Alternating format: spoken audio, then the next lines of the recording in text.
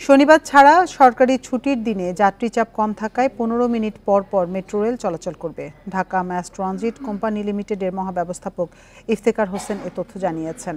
সকালে মেট্রো রেলের verified Facebook পেজে ঘোষণায় বলা হয়, অনিবার্য কারণে 30 মে মেট্রো রেল 15 মিনিট পর পর চলাচল করবে। পরবর্তীতে নির্ধারিত হেডওয়ে চালু হলে জানানো হবে।